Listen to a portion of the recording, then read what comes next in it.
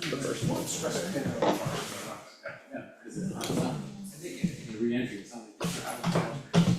All right, I'm gonna call the meeting to order. Welcome. We have an application for us, so I take a motion to move approval of draft minutes till after we handle the application. So moved. Second, Seconded. all in favor? Aye. All right, so conditional use permit application for 207 Shaker Road. You're welcome to come to the table, or if you're more comfortable, you can sit there, no real preference. Sitting in the hot seat. Yeah, if you could just sort of as a starting point, just walk us through what information you've provided the board. We've got some of these application materials. And then what we'll do is we'll take a vote on whether or not the application is complete, meaning you have all the information that we would need to then go through the CUP requirements on. And after that, we would have you walk through those conditional use permit criteria, and you can explain how you think you meet all of them. And then the board has a discussion, so that's sort of the two stages of the application. Oh, so we need to come back?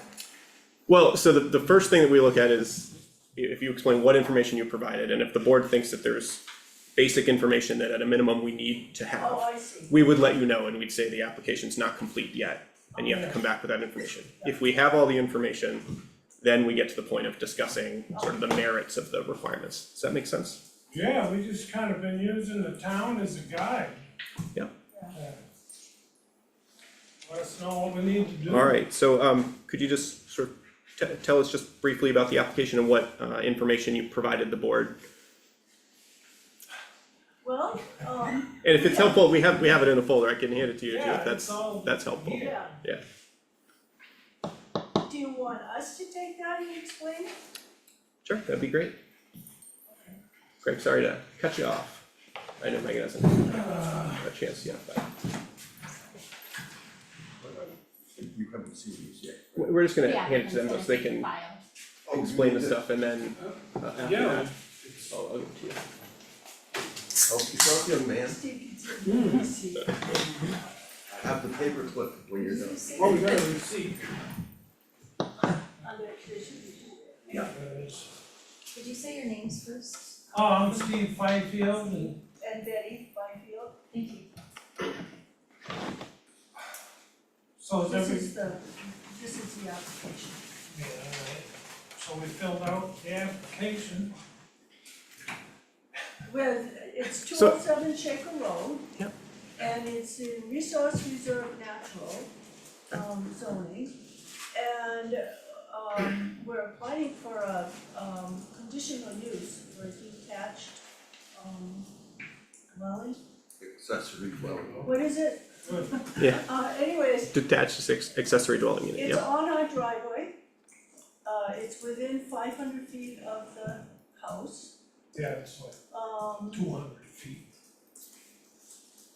and, you know, all the elements that we read in the, zoning in 18.1 has the elements. Yep. And which we seem to, Yeah, could you, maybe I'll provide a little more direction. You had two different plans. Could you just, if you hold them up one by one, explain what information you put on each of those plans so we know sort of what we're looking at?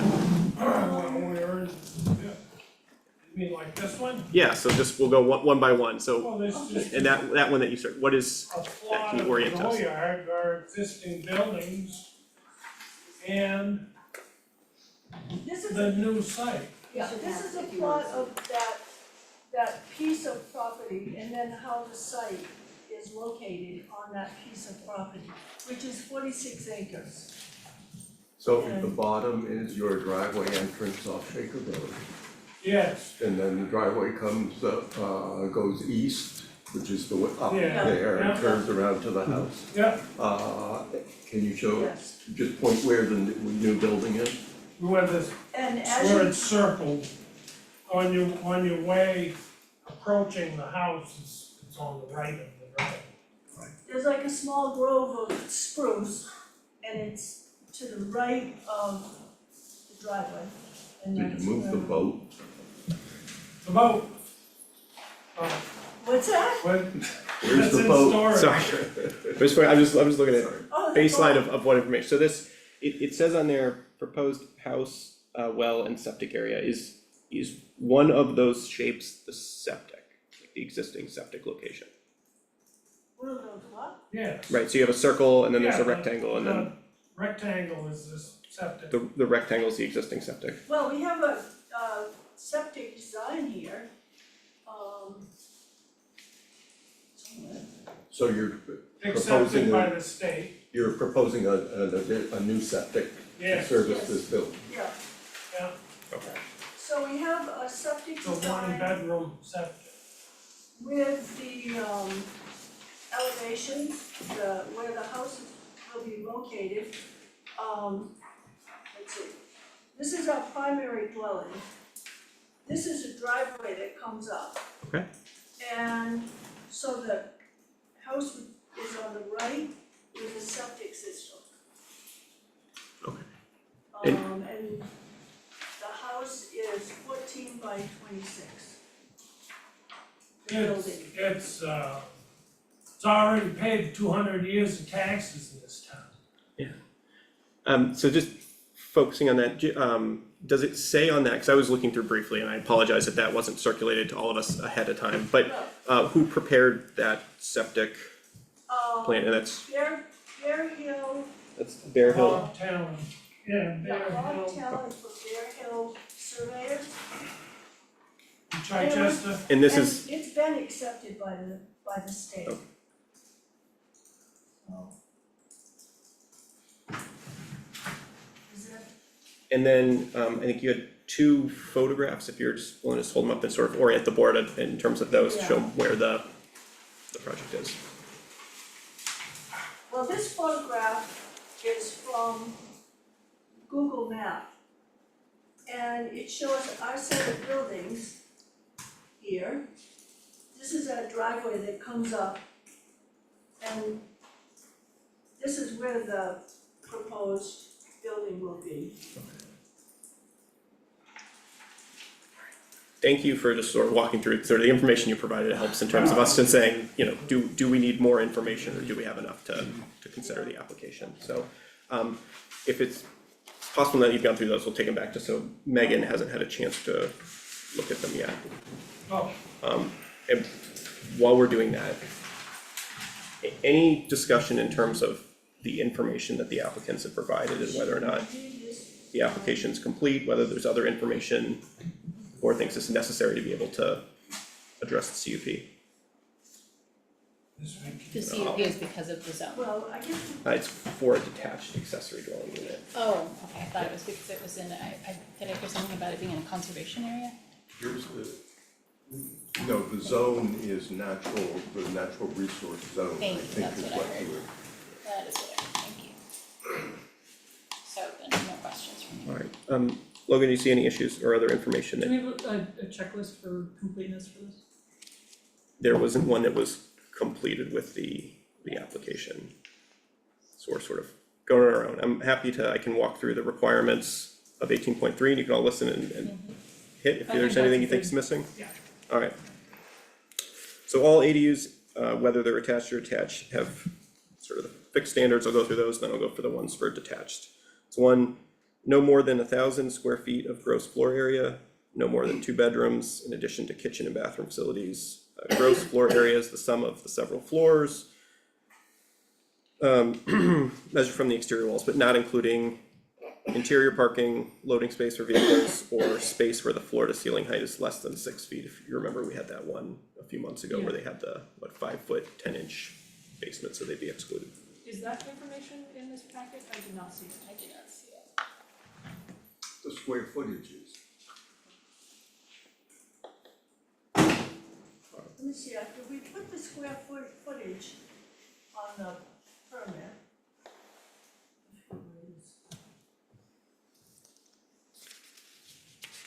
We'll circle back to that one in a bit. We'll try to go a little bit. 1 ADU per lot, providing the lot is an existing lot of record. Either the primary single-family unit or the ADU must be owner occupied. At least 1 parking space provided for the ADU and at least 2 for the single-family home. An ADU has to meet all setbacks, height, lot coverage, zoning, fire, building code, sanitary requirements, and maximum occupancy per bedroom applicable to a single-family dwelling, and shall require a certificate of occupancy. The ADU shall not increase any non-conforming aspect of any existing structure. F, the ADU shall either be connected to municipal sewer and water, or have an on-site well and septic system approved for the total occupancy of all dwelling units. G, accessory dwelling units associated with multiple single-family dwellings attached to each other, such as townhouses, are prohibited. H, detached ADU must share a common driveway with the primary dwelling. I, subsequent condominium conveyance separate from that if the dwelling unit is prohibited. And then the ones for detached ADU, I think most of them don't, they're just sort of prohibitions, but 3A, shall not be constructed on a lot of less than 1.75 acres, excluding slopes over 15% in wetlands. Shall not be constructed in the Center Historic District without approval from the Historic District Commission. And then may exist as a freestanding structure or unit within or attached to a detached accessory building, or be a conversion of an existing detached accessory building.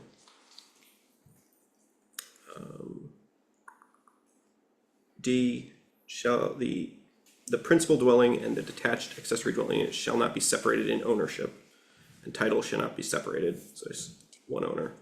And E, accessory dwelling units can't be located more than 500 feet from the primary dwelling. And F doesn't apply. So of those, is there information that people on the board believes is missing, or that we need to be able to go through those criteria on the merits? We're missing height. Kind of scanning. Yeah, I think we all rifled through that pretty quickly, but I don't recall Sure. there being much, if any, information on the details of the structure itself. Yeah, the occupancy details, it says one bedroom, proposed one bedroom. And I don't recall seeing parking spaces, but I was not particularly looking for it. Were they marked on one, I was skipping out of memory, but so there's no floor plan with dimensions, except we way to sum that up in terms of number of rooms and the total square footage.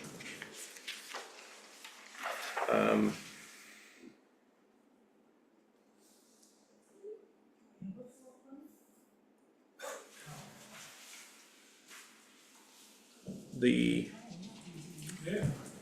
what is it, 18.3(1)(e). I'll just run through these one by one. Accessory dwelling unit shall meet all setbacks.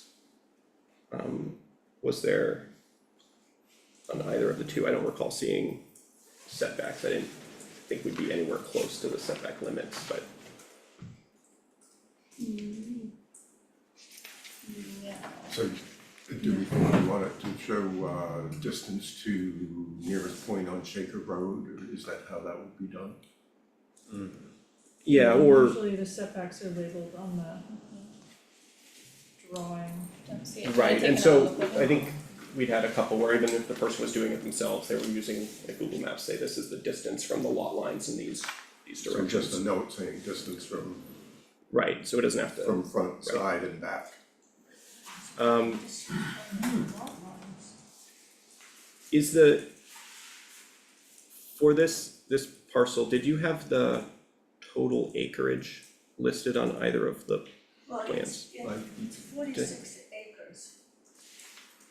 And we're a long ways from any of the, Butters. Yeah, that's what I'd expect, a part of it is if, you know, it's yeah. typically that's shown on a plan so that we can see the information and go through, but, let's see, 46 acres. Oh, well, there's a map there, we thought that would suffice, Yeah. but, I think we hit it right, zoning, fire, building code, sanitary, maximum occupancy.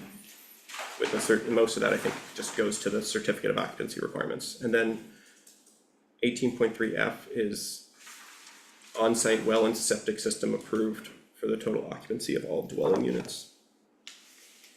So I see the septic plan, do you have the approval? I missed that. We do have We have what? the approval for the septic system. Yeah. Do you have the documentation showing the approval? Well, this is an Well, we- approved system. So that's there, does that sign off on by the state on it? Yeah, it's, we have the approval number. Okay. You want that? Or, Is this one that you just brought, or had you provided that to us Oh, ahead of time, well- this, Not Logic this plan. whole thing, okay, but just part of the map to show the elevation and where the building and the septic system. So we didn't give you this whole big thing. We just gave you the drawing. you can have it if it helps. it probably has scale, scale marks which help with setbacks, See, this is and a- it probably also lists the acreage of the parcel Scale usually. drawing here of the field and the building. That's this, I did see the acreage of the parcel on, Yeah, that's- on the application. And it's here on the, plan. this doesn't show setback or distance from the house, We know what this. just the septic plan. We haven't been to the people about that. So we won't be again. So this was There's only one part. what we thought was needed for the, this is our home dwelling here, and then And this, so is there a This is scale? So I'm hoping if it has scale or something, it's pretty clear from this, that there's a lot of space between the property boundaries. yeah, there is. Does a scale on there Some somewhere. source on-site well is listed there.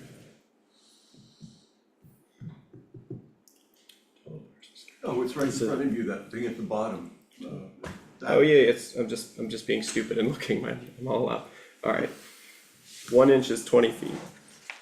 That's our setback. So I think, do you mind if I sort of pass this around so everyone can take a look No, I before we don't mind. do anything?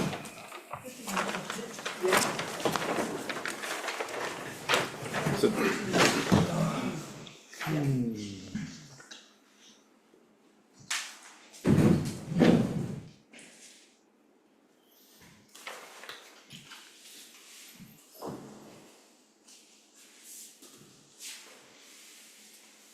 So this septic is gonna service just the ADU. It's not gonna be tied in with a house. Is the actual well noted on here somewhere? The well comes from the main house, Okay, so you're using the existing well, existing well. gotcha. so at this point, and it's certainly a question, but we're just looking at is, do we have the information in terms of these requirements? Our septic system is big enough for this building, but we required pumping and we didn't wanna do that. Good with this.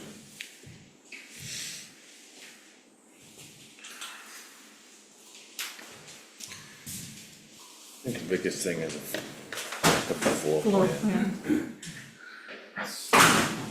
Yeah, I mean, the fact of the matter is, if the existing house is not a setback issue, then the new house can't be a setback issue.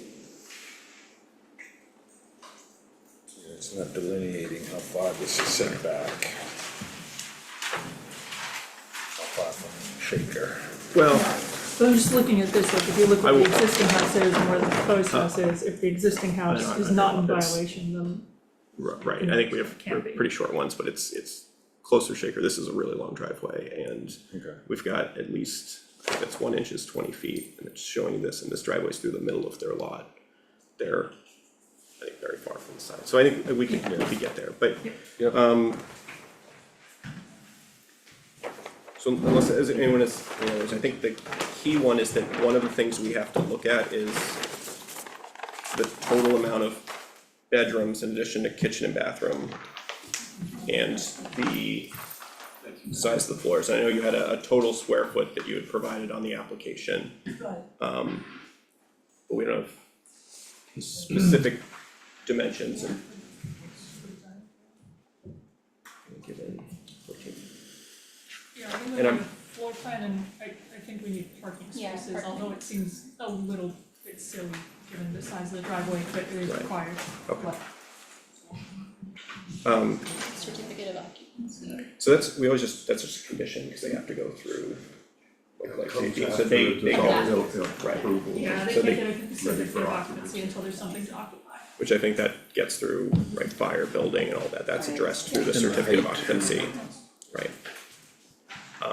The big ones for us are that, the gross floor area, the amount of bedrooms, the amount of rooms, and that part we don't have, so like the height of each floor, so we can check the square footage.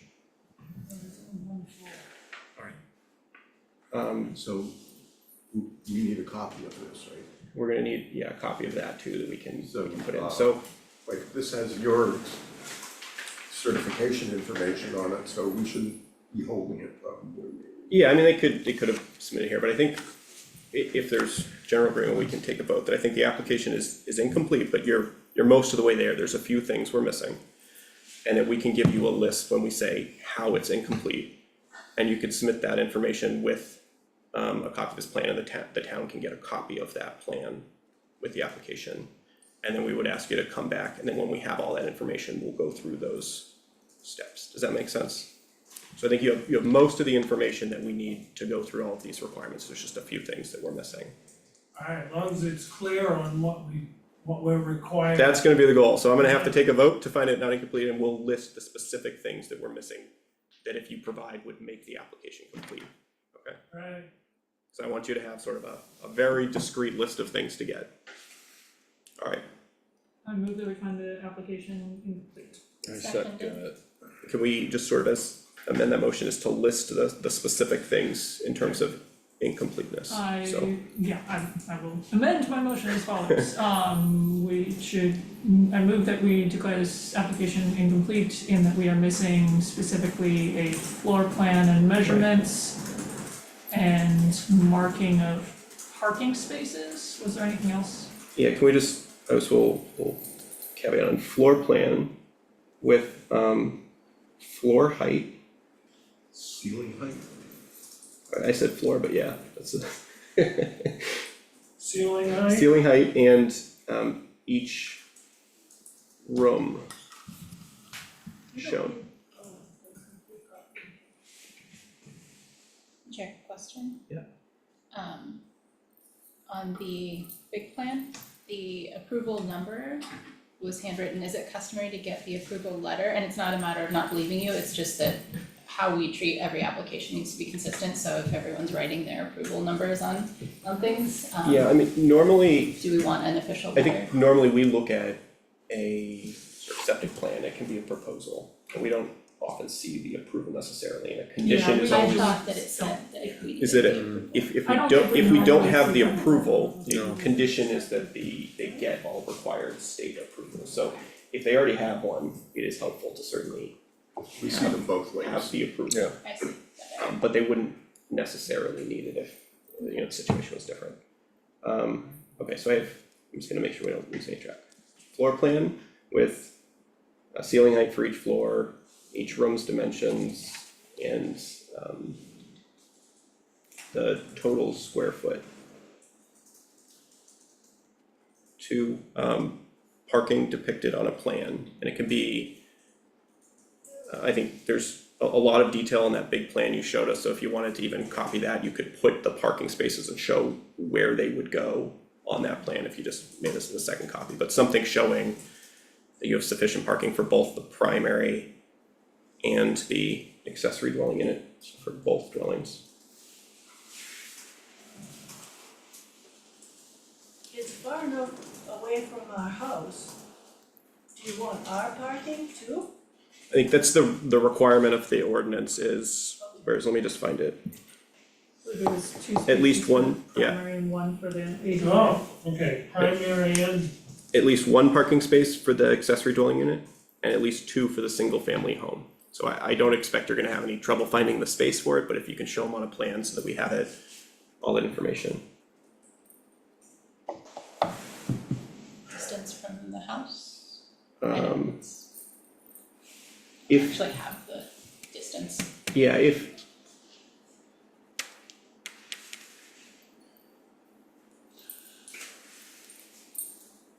I think you had said, where is it when you're saying?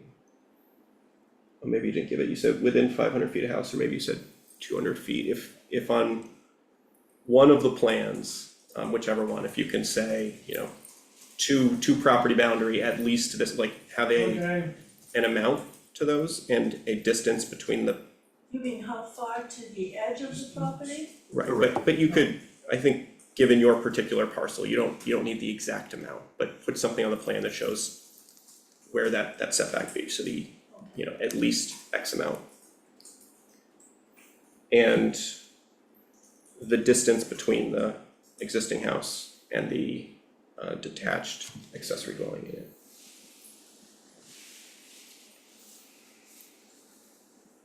So I will amend my motion to include that list of things. And then number 5 would be the septic approval from the state, is that what we were gonna ask for? I thought we don't need the approval. I don't think we need it necessarily, but if they have it, we don't Okay. need a condition, since it's already approved, they've got the, Sounds good. Since it already exists, also the septic approval. okay. So that's the motion, if it passes, I'll read that list to you again to make sure you have everything. Alright, so Second. Oh, we have second, all in favor? Aye. Aye. Alright. So, we found the application was incomplete and you had that list, but it's the floor plan with ceiling height, the dimensions of the room and the total square foot of the building. That you're gonna show parking on one of your plans for the principal and Yeah. accessory dwelling unit. That you're gonna show setbacks, so approximate distance from the accessory dwelling unit to the property boundaries. yes. And the, yeah, And the distance between the existing residence and the detached dwelling unit. And then a copy of your septic approval. 6 things. Maybe I just need to.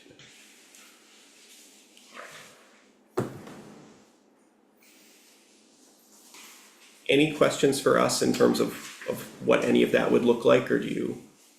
Well, I'm just wondering why the driveway matters, or Which, the parking spaces. Well, again, I don't think based on your lot, it's going to be an issue, but what we have to do when we get to the merits of your application is we go through each of these and we have to be able to find, based on the information you've given us, that you meet every requirement. And so, for example, when we get to that one, it's that there's at least 2 parking spaces for one residence and at least 1 for the other. And so we need to be able to look at the information you've given us and say conclusively, yes, they have shown there is sufficient parking for both buildings. Okay, And, you know, not an issue for yours necessarily where you have a big 40+ acre lot, but sometimes someone could come in and it's less than an acre or an acre and maybe it's more important. But as long as we have the information we can look at, then we can go through those factors and rule on the conditional use permit. well, I see you, next Tuesday, right?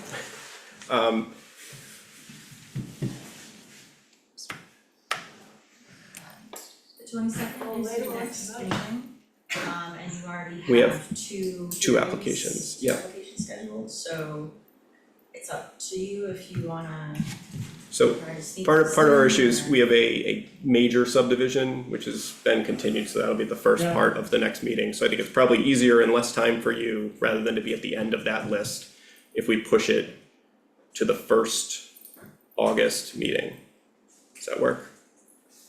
What would be Well, it the, won't be, I don't, it'd be, Well, well, could we come back tonight? No, so part of it is when you provide that additional information, it's also on file, so any abutter or anyone can view the information if they had any issues. Alright, Okay, thank you very much. thank you. Should we take the application with us? So, all the information that you already provided, we'll still have, but the plan that you hadn't provided us for, you should take. And again, so you can make like a copy to add some things to that. That one's yours? This is what I think you'd already provided the town, yeah. So that was the big one that you brought in. Okay.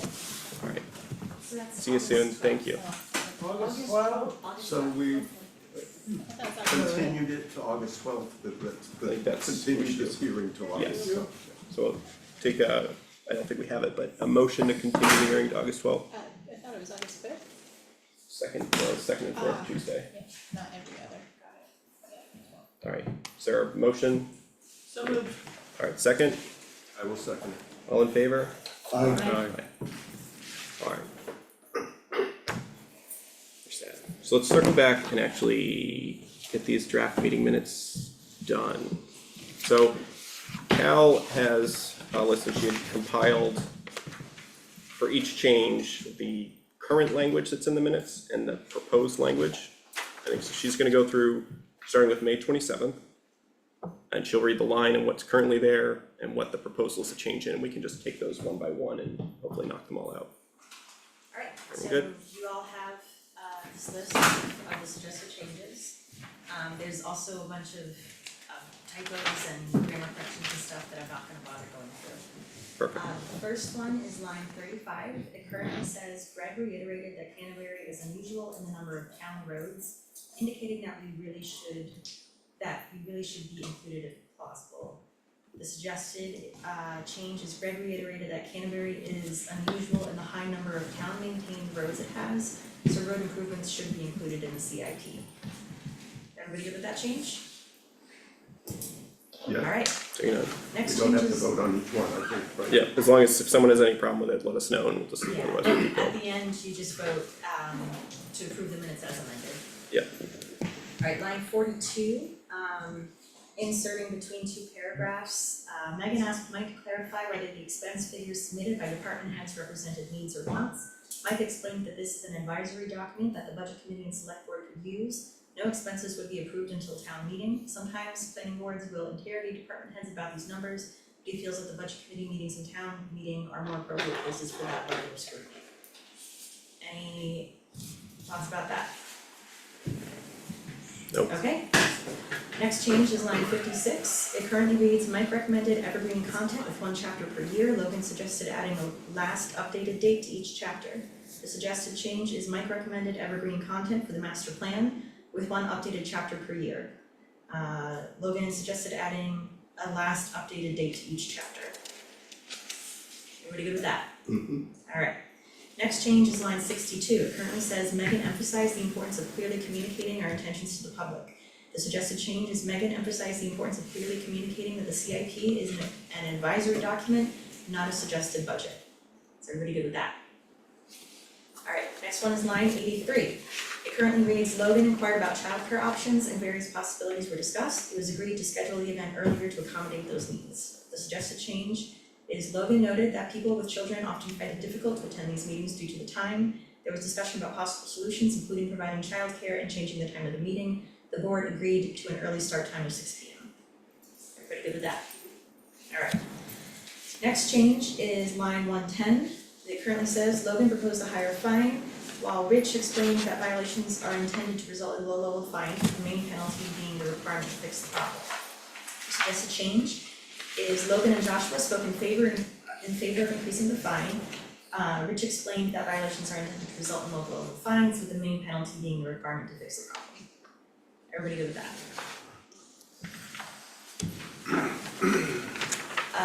Next one is line 112. It currently says Megan inquired about who determines remediation, and Logan assumed it would be the Board of Selectmen since they created the regulation.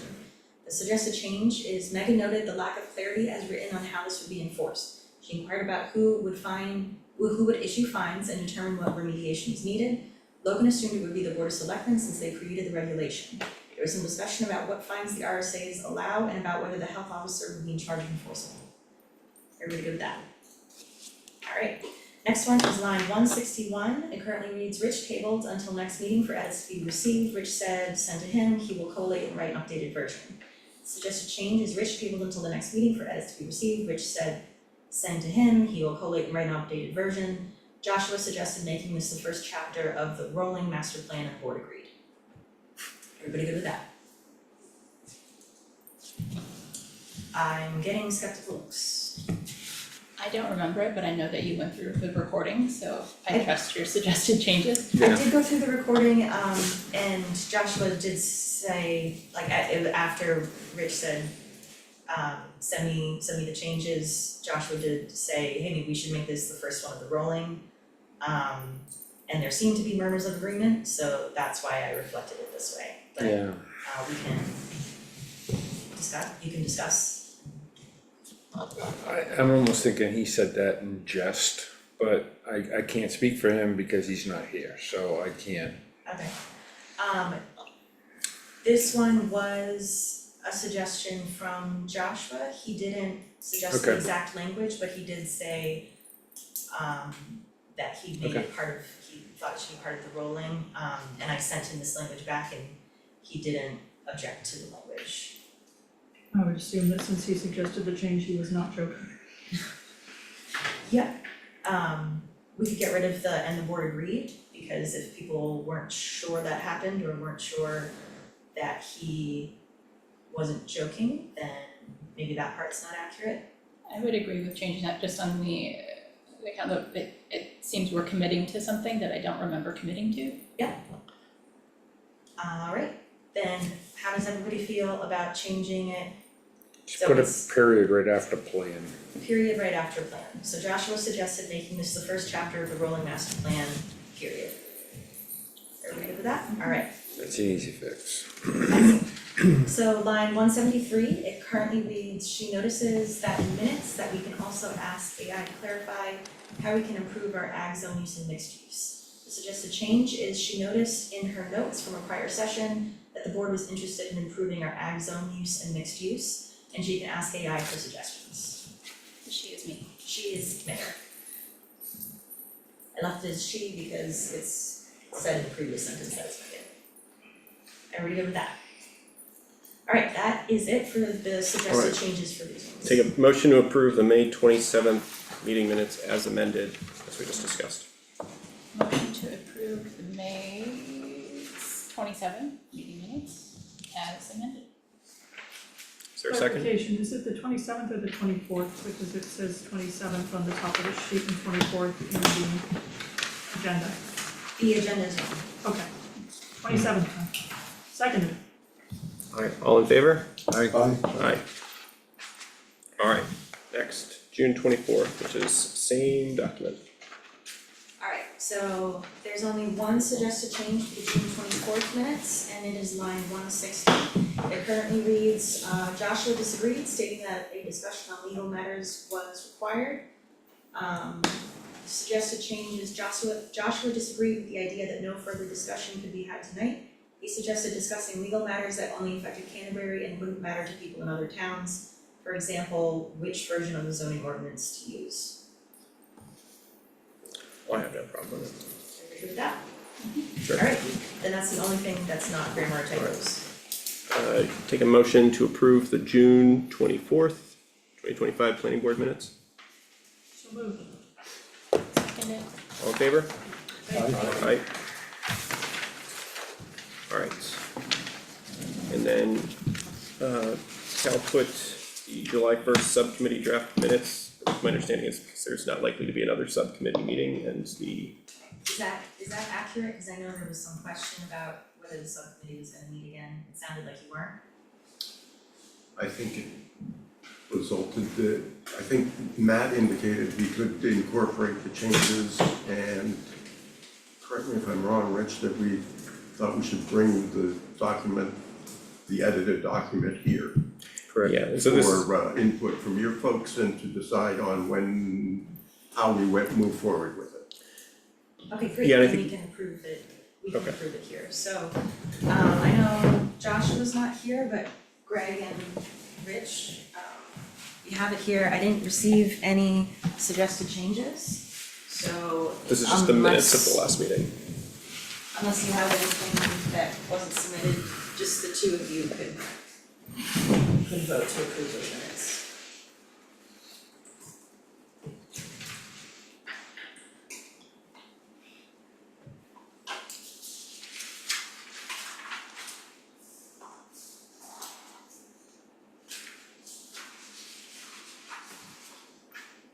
I think line 37, we did find the differences after the fact.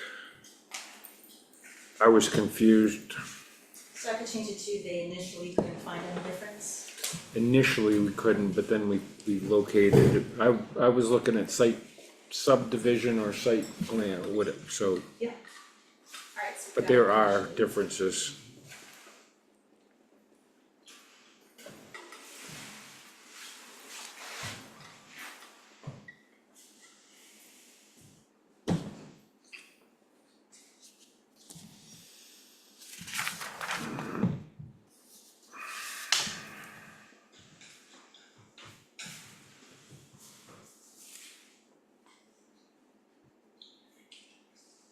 Did you two review these when they were emailed out?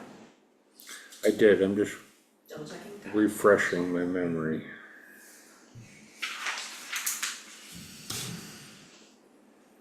Other than that one change, I'm good. Greg, anything else?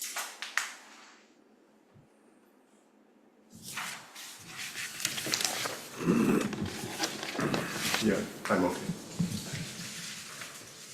So A motion to approve amending line 37. I'm just gonna throw that in there. I'll second that. Sounds like the two of you are good then, yeah? Did you vote in favor of your own motion? All in Yeah. favor? Alright, good. 1, 2, 3. Alright, we'd already done the new business, onto old business. The first thing we were gonna talk about was scheduling a public input session for the HOP housing, so Mike, you wanna come explain some of what you brought these? So, thinking about topics and how to kind of frame the public visioning session or the housing session, as an interesting conversation. And, so we went back and took a look at the housing toolbox and, I've got a soft spot for it. I worked with a number of other planners and a couple of consultants when we developed that during our regional housing needs assessment, a couple of years ago. Just wanted to show you a couple of examples of how, to have a conversation, what is, so often we get, hey, let's talk about the cluster ordinance and get really wonky pretty quick about, how you can, change density bonuses and things like that. When really what we're talking about are those things that we saw in the survey, what we saw, we heard from folks during the Plan for Tomorrow visioning sessions about, interest in kind of different types of scale of housing, accessory dwelling units, learning more about those and that ease of the process to bring those to the planning board. One of the things that we've been talking about is, missing middle housing. Those houses just like mine, that 1939 Cape in Concord that, was perfect for a small family when we moved into that, 25 years ago now. What is workforce housing, what it isn't. Age-friendly neighborhoods, really kind of getting around that same thing, that a cluster is a tool to be able to do some of this stuff, but how does it all fit together? So we were thinking that we would ask some folks from New Hampshire Housing to talk a little bit that evening, whenever we schedule that. And then we could do either some smaller kind of walk-up sessions, almost like a, not a big public session at first, and have different staff talking about different types of approaches for housing.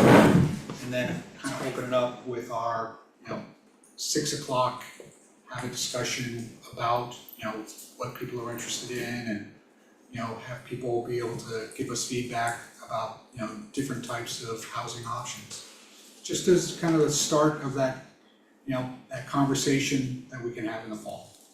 And I guess I would just frame it that, it be, a goal is to, if there are some changes to the zoning that come out for 26, that's great.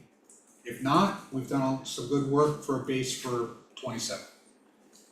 So there really is no hurry, but I think there's some opportunities, whether it's a specific workforce ordinance or even just talking about workforce, what it is, what isn't, and maybe there's tweaks for 26.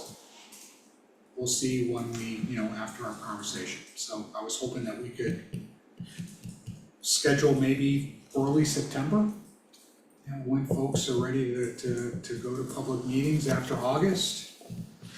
I'm not sure how long your conversation's gonna go starting next week.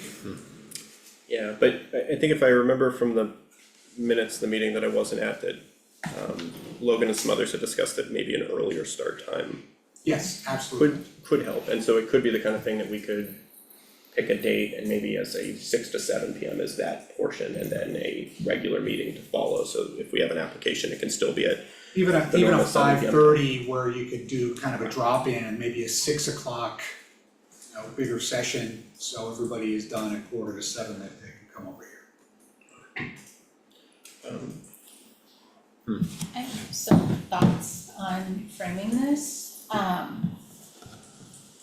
I wonder, I know I've seen how like the plan for tomorrow meetings and how these are kind of run, and it's the board at the front of the room and we make presentations and then there's question answer, it's very formal and didactic. And I wonder if inviting, like people don't wanna come talk about housing and zoning, that's boring. People do wanna sit with their neighbors and talk about the future of their community, what they want it to look like. And so I'm thinking circular seating, we're all in a community together talking about the future. And then maybe later ones, once we get that feedback from the community, we can go and do more presentation style. But I think something that is more, that seems more engaging. Sure. I think talking about zoning is actually, fine, but it is, it is, trying to, how do you get to that? What's the base? And that's that conversation. I agree. We can set, in a circle, I don't know, it really depends on scaling up and scaling down. And, if you get a really big crowd that doesn't work, if you have a crowd of 18, it's spot on.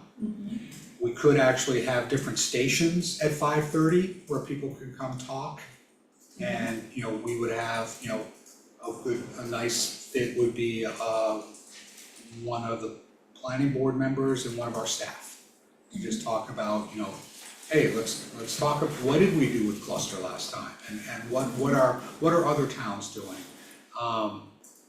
What are we doing in the state to try to help the ADU process? What does the workforce really mean? And then, so there are folks that don't wanna talk. Not that many don't wanna talk here in Canterbury, but there are some that aren't that comfortable with that, so they like those stations. But then we could go to the bigger scale. And if it's a group of 18, sit in a circle, I like that. Because you do want it to be a conversation. And you do want it to make that connection, we talk about these things. The next step is kind of, what do you do with the regs and what do you do with the zoning to kind of get to that point? And what are the steps over maybe a couple of town meetings? So, but I like that kind of more, gotta be flexible, but a little bit more of a give and take versus that, and we worked very hard not to have that, but yeah, when you have the board members up front and, that's just the nature of it. But I like that, and I think we could, what I could do perhaps the next time, maybe not your next meeting, but the meeting after that, is sounds like that's gonna be a long night. Kind of lay out the structure of how we would propose it, and we can work through that together to prepare for a September second Tuesday before your regular meeting. So what I kind of, right, in order, we gotta pick a date and a time, which is a great first step, and then we can, the other thing we would need to know probably more in advance is, do we wanna look at guests, and we've got plenty of time to sort of figure that out, but any guest speakers like you mentioned, but then in terms of the actual content and the setup, we can figure those out a little bit closer, but at the very So, least, we and what should get we a could- date on the books. What we could also do is maybe do just you guys and us and community members, that first one, and then perhaps bring a speaker in. Because, I think there's a recent study about the number of kids by housing type. It's kind of interesting, that had some case studies that I think would be interesting to hear from New Hampshire Housing about things like that. There's some good examples of some different ADU designs around the state that we could have a speaker to talk about, or we could bring more information on that, so. Yeah, so throw out a proposal, see what the board thinks, but if we did aim for that first September meeting, so that second Tuesday in September, and we put that sort of on the books now, but then plan that the first August meeting on our agenda, everyone will have an opportunity to think, are there people or voices that maybe it's worth inviting to have available? Any more thought in terms of, I like the idea of how you wanna set it up, whether stations, Yeah, I sort just, of a more open group, all of that, and we can something more open firm that and when we know a little bit engaging. more. Yeah. And I guess three would be any information we wanna put out there or anything we wanna talk about to the public as opposed to just the information we're getting from the public in terms, do we wanna break it up into different topics? Kind of introduce one and ask people for feedback, or do we wanna approach it differently? Are we looking at this as a singular event, or is this a series of things? I thought you could do 2 or 3 through the That's what I fall. had in mind, So we don't have to hit everything that first night. Yep. Yeah. You're only gonna have, an hour and 15 minutes before your regular meeting, an hour and 20 minutes, which is probably the right amount of time. So that would be 5:30. So would the board generally be good with a 5:30 start time for the first September meeting with a regular meeting starting at 7? Yes. And what I could do is, that first meeting in August, kind of, if we did stations, this is, we have kind of prime the pump questions, or, a different board where people go, oh, yeah, and then some graphics and things like that, so we can go through that. Any opposition to just scheduling now, so the same thing a month after that, the October one, and those would be the two sort of big ones that give us time to take any proposals in case there is something we wanna look at, a potential ordinance before the deadline in early 2026. So do You're proposing up. basically second- the same thing, the first second meeting in September Tuesday, yeah, first meeting in October. as well, so just plan now to have those two in I think advance. it's good to plan it out. Alright, Unless great. there's a Yeah, reason not to. scheduling further in advance is good. It And- also gives us more time to publicize. But we did not set it, sounded like you were talking about an early start on the August meeting also. Well, that wasn't my intent at least, I think the goal of the early start is that we won't get waylaid by any applications that we have. Because we can start the applications at a normal 7 PM meeting. Because we have that 5:30 to 6:45 time to do the And in public theory, input. more younger families are. Right, and then we don't run into a conflict with, I'm just asking, what time are we starting on first August meeting, 7 o'clock? so August, it would be normal time, but we come prepared in terms of have some thought of any speakers you want, any content, any types of questions we wanna ask, any other ways of formatting the Sounds good to me. meetings. Alright, Do we need to vote on this? so it's just in terms of setting the agendas and then scheduling a notice. Just, I'm looking at the school calendar, that's the school board meeting night, and it might potentially be back to school night, that first Tuesday. The September, Yeah. it could always move, but I'm just giving you the heads up, because if you're targeting the younger parents, that usually is the biggest takeaway, is that night. It's a very good point. Yeah, we shouldn't overlap school board meetings, we can avoid it. What about Thank you, September Calvin, 28th? that's So it's valuable feedback. the other two options would be sort of end of August or, push it up one meeting or push it into the second half of September. Any preference in terms of those? I think my experience is that that last week of August is tough to get people. Same thing, vacation and such. Yeah. Alright, so fourth Tuesday in September. So September 28th and October 14th. September 28th. Those are too close Does together, anyone aren't observe I think I would- Rosh Hashanah? It- September 28th is Sunday. 29th is Oh, October, sorry. 23rd, September, You want the fourth Tuesday in September? Yeah, 23rd. September 23rd. And then do we wanna bump the October one too, so they're a month apart? And does that I think that's manage to hit Halloween, sensible. something fun? Yeah. Probably will. that's October 28th. Okay, Thank you. alright, everyone, No, all good. October 14th. My kids are old enough, I think we're gonna go to the second meeting, so the fourth That's Tuesday, so that there's about 30 days between the two sessions. The 28th. Yeah, And I will see you at some point the second Tuesday in August. second Tuesday in August, yeah, we'll have our discussion about, so we can firm up a plan for how we wanna Sounds good. organize that meeting. Great, thank you. Thank you, Mike. Have fun launching your boat. Got a dash across one stop, one small.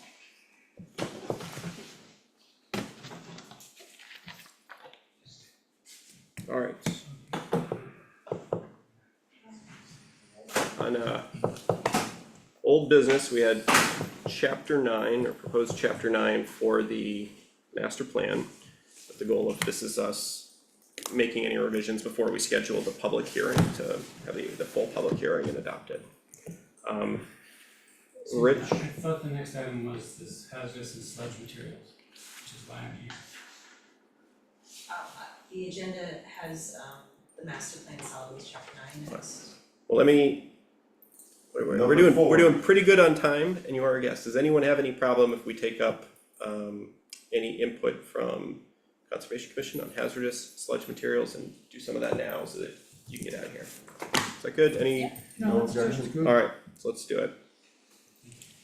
So, I'm happy to just start by opening it up to the public on the ordinance, and then we can circle back, does that work?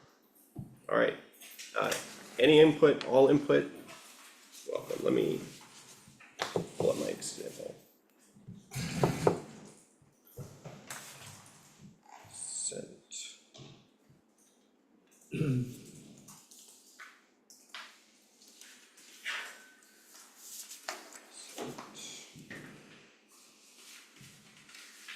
Sorry, struggling to get my document.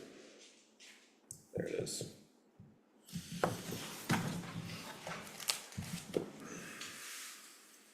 So I was asked to be here. So I think originally this was discussed as a zoning ordinance, and then sort of the direction that, my understanding is the direction the town wanted to take was more of a public health regulation, which would be health officer proposes and the board adopts, but they wanted input from the planning board. And we also wanted input from you and the board of selectmen as well in terms of what they're looking to see. But we have the contaminated materials ordinance, and you have a copy of that, or have not had a copy of that? Okay. Then I think That's it. part of that's on me, that's a miscommunication. I think my sort of intent was that you would have a copy of the ordinance and have had a chance to review it, and you could provide any comments. So if you haven't, I apologize for that. There is a draft ordinance. Well, it's sort of a draft regulation, and the goal would be it will recommend something to the health officer and the board of selectmen. What they do with it is up to them. But what I will do is forward the one that I think was discussed previously. Is it Do the you- same as the proposed sludge ordinance that was in December No. 24? No. It's totally different. Okay, Is it on the website? I don't think so. So is, Okay. so that did not get forwarded, which again, I apologize to all of you. What I will do is we can sort of put this piece off, but I'll send an email to Conservation Commission, the Board of Selectmen with that draft that was previously discussed.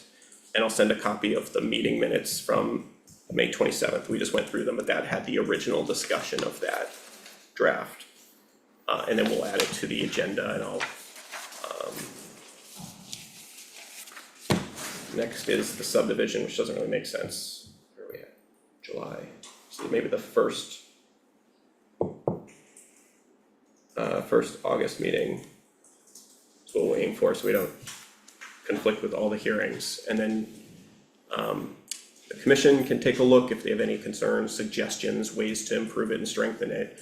Well, sort of the idea is to collect all that feedback and give something to the Board of Selectmen if they have anything that they say that they have issues, and we can move from there. I'm curious as to whether everyone has seen our letter to the planning board from March 2024.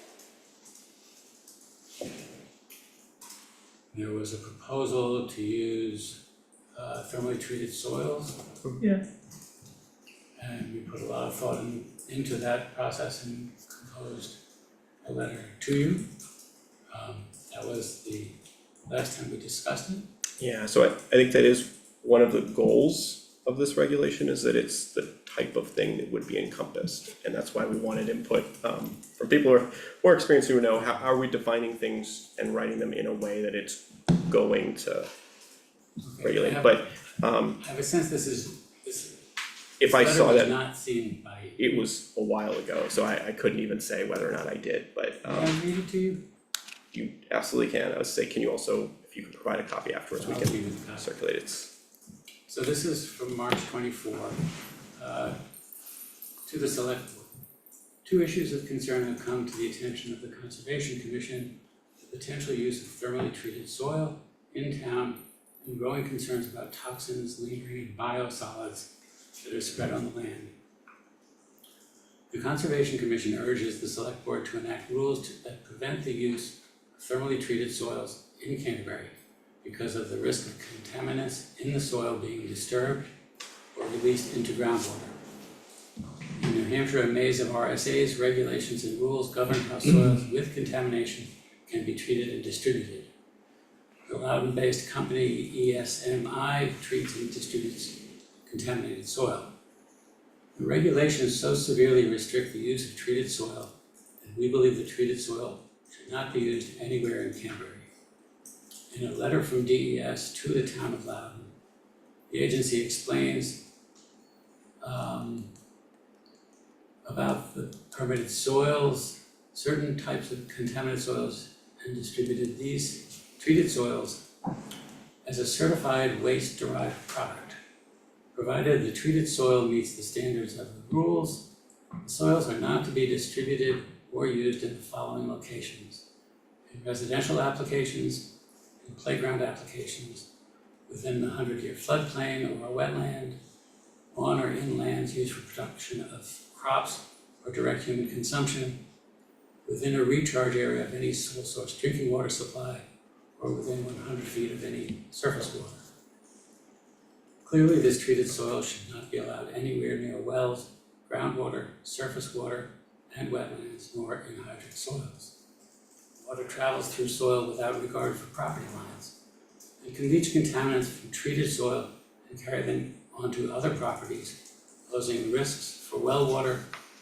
In addition, severe weather events are causing road damage more and more frequently, increasing the risk that treated soil buried in a roadway could be disturbed and washed onto the types of properties where the use of treated soil is prohibited. We raised the second concern, increasing concerns about the spreading of biosolids on land, as an argument for being cautious with the use of any product containing treated contaminants. States have for decades allowed or even encouraged the spreading of biosolids on land as fertilizer, as an efficient way to dispose of treated waste. However, today's wastewater treatment plants were not built to manage forever chemicals known as PFAS. The state of Maine has banned the use of sludge-based fertilizer in 22 after farmers in Maine started finding high levels of PFAS in milk and meat. This unexpected and detrimental consequence of using sludge-based fertilizer underscores how important it is to be diligent about controlling products that contain treated contaminants. We urge the select board to adopt regulations to prevent the use of thermally treated soil in Canterbury.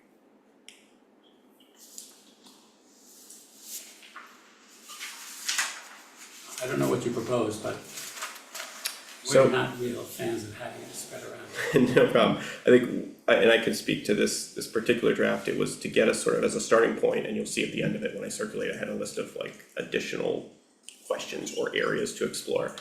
This is not my area of expertise. Sort of the goal was collecting whatever wisdom we can from the town and giving the select board something to work with as a starting point. So I found that helpful. I wanna say even, like when I was looking at the thermally treated soil piece and the, I forget it was maybe DOT or DES that allows it in certain uses, but it seemed like in that one application that they envisioned it as, backfill's the wrong word and I'm blanking on the right word, but basically fill for paved roads where you don't have a situation of pervious surface and the water getting to it, and then in all other situations where you have, you know, water coming on and erosion or things that are gonna be turned up, that you have that type of distribution of contaminated material. I don't think they said anything about where it should be used. They said where it should not be used. Well, There was no positive statement about you could use it here. fine, it was in that one application, but regardless, so one of the things that this particular version has is a pretty broad definition of contaminated materials with the goal of being encompassing of different things. But if there are particular concerns like the two that you mentioned, one good way to approach that is to have the broad definition, and then this, you know, specifically includes and give examples of types of things that the town is saying are contaminated materials. So you don't lose the flexibility, but you can specifically include things like sludge-based fertilizer and thermally treated soil, and you'd want some definition of those, or we would want some definition, so that if you have any thoughts, certainly we'd appreciate them. Beth? I have a question for both you and for Ken. Do you intend to have this discussion at the next planning board meeting in August the 5th? Because if we could get, Ken, we have a meeting this week on the 10th, but our next meeting isn't until after. Full agenda. In my calendar. I would think we'd wanna look at the ordinance before Yes. we discuss it, but this week is the only meeting we have before. And we haven't seen it in the meetings in 2 days. so- Yeah, Okay. so so what's the second Tuesday in August is our first August meeting, does anyone have Second Tuesday in August is the 12th. August 12th? Would that be enough time, if I'm sending it right after this meeting, for you to circulate it with the commission and solicit feedback and, Do you have a calendar there? Can you tell me when the second Thursday is in August? 14th. Of the second Thursday in August. Well, it's definitely. 2 days after the 12th, right, if the August It's 12th the is the second 14th, Tuesday, yeah. so it's the 14th, So we meet after you, alright, and you meet once a month? yes. Okay, so, we could do our second August meeting. The 26th.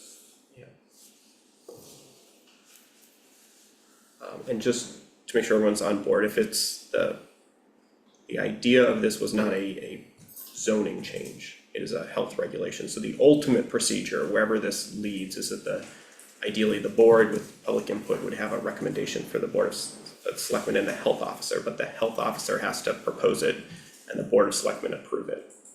And it's under RSA 147, but that'll be listed, you'll see that. Okay, great. So the Conservation Commission will come on 26th to discuss it, and Ken Yeah, will be and- able to discuss that on the 14th. Yeah. Right. And what I'll just say is what would be really helpful for us again, cause if you focus more on this, is having any concrete proposals in terms of particular things you're worried about and any definition that would help encompass it. Yep. Any changes in structure to an ordinance to make it, more clear about what is or isn't. But this is a pretty simple version. Some other towns, and you can look around and see them have much more complicated sort of zoning provisions that deal with this. So there's other options if you find it completely unacceptable or wanna try something else, Alright, thank you for your time. Sorry that I didn't manage to get all of this information out ahead of time. Appreciate it. Thank you all. Good night. Thank you. Thanks again.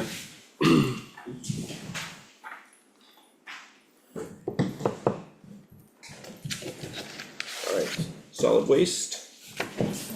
We talked about it, so Rich, I'm happy to have you sort of lead this and go through it, but I think the ultimate goal is if we have any proposed changes to this, if we're walking through it, that we can make those changes and then we have a document to use for the public hearing.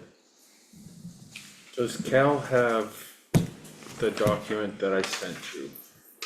Yes, this, I've got Can, 4 copies. Is it different from what was sent out previously?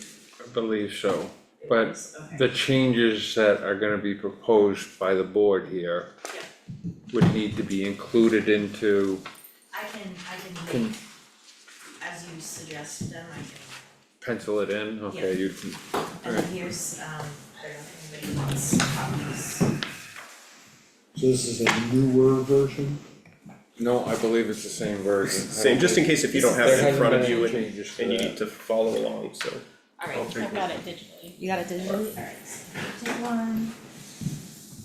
Logan, I'm sorry, you have it And I and have a you copy. have it. Thanks. Alright. There, Carol. So what I've done, Yep, okay, perfect. I've got a list of edits that are very similar to what I did with the master plan. If we can walk through it, I don't know if anybody here has individual edits, a list that they wanna add.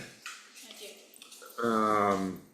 If I could lead it and maybe walk through it and so that we can logically go through it paragraph by paragraph, and when we get to any other edits other than what I have listed here, you can chime in. That works for me. Does that make sense? Cal, if this helps you, this is for you and Logan. These are my, yeah, sorry. And if you want it electronically after, I can send that to you. And then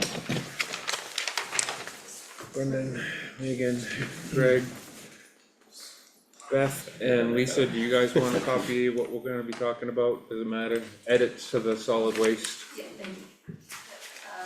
Yes.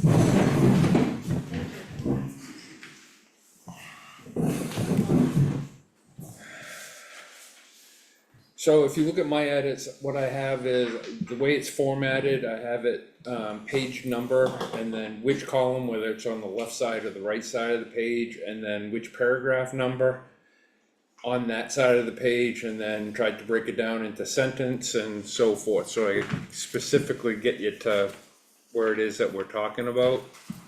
I don't have any edits on the first page, 9.1, does anybody have anything there? I do. Right, so, in the overview section, where am I looking at? The line that says, oh my gosh, hold on, let me find it. Does it wanna say that serves the town? Yes, so the transfer station at 83 Baptist Road serves the town, is situated on over 6 acres. So it serves the town and is situated on, so just I think both of those work. grammatical. Wait, the one is written works? Oh, Logan had said Sorry, I that missed serves the that. town is situated, which is the same thing as it, sort of corrects it, so I Yeah. have no preference. Do you wanna do that serves the town or serves the town and is situated? serves the town, it makes more sense to me. Alright. I agree with Logan. Add the word that in the third sentence after 83 Baptist Road. Looks like Kel's good there. Alright, The only other thing, and this is, I guess, for the board to discuss.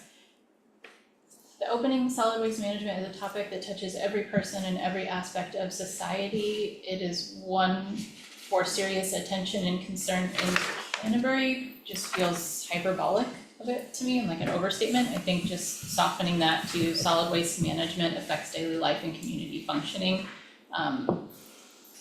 is sufficient, but that's a preferential thing, I don't know how the board feels.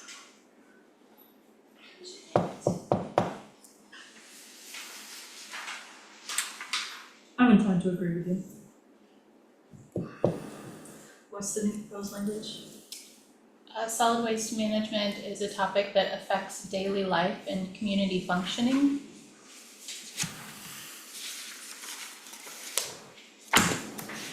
To replace the first two sentences.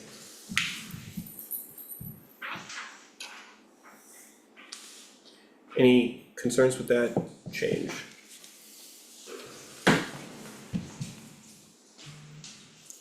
Alright, I have one in the next sentence. It is one for serious attention. I'm suggesting it is one.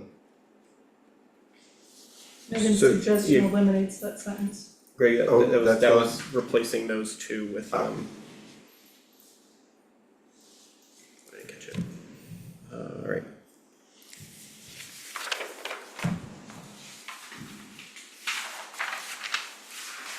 Anything else on 9-1? On page one, those are my notes.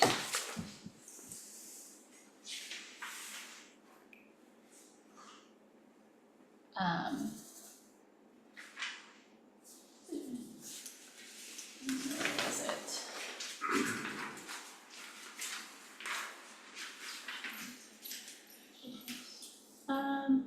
No, I think that's it for one. I don't have any for 9-1. On page 9-2. So what I'm proposing is, in that first paragraph, there's a lot of revisions here. Actually, there's 1, 2, 3 revisions. I'm proposing in the beginning, in 2024, the Solid Waste Committee, so add the words in 2024.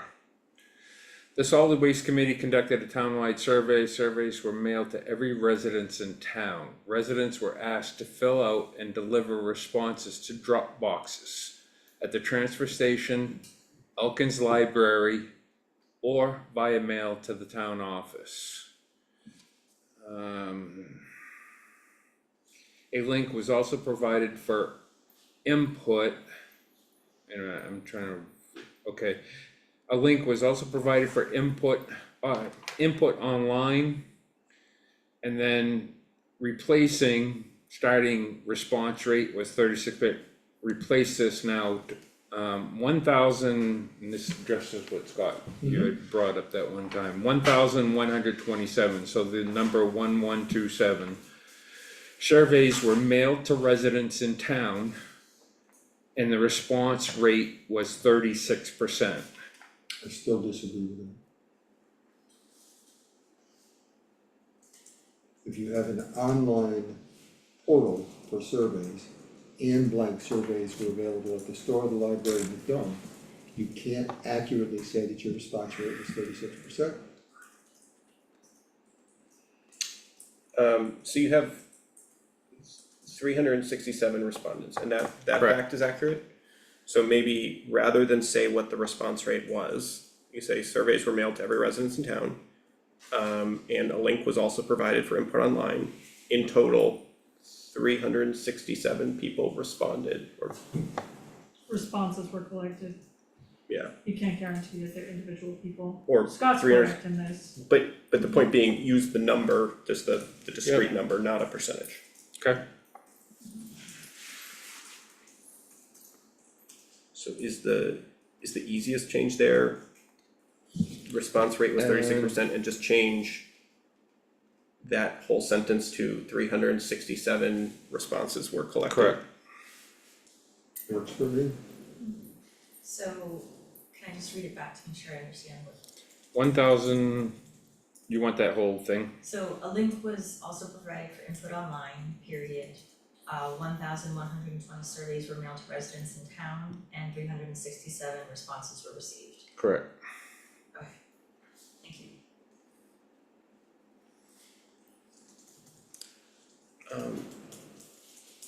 And then the next line says 85.5 of residents, I changed residents to respondents.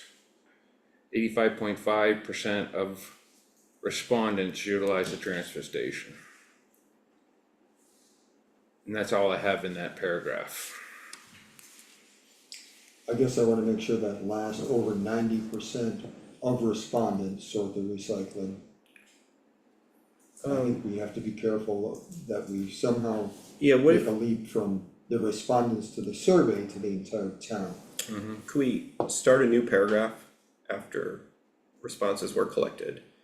And just say, from the responses and put like a colon and then just have 3 bullets. Right, it's greater than That 90% sounds sort the like a recycling, good solution. almost 58% compost their own food scraps. And so those 3 sentences just become bullet points.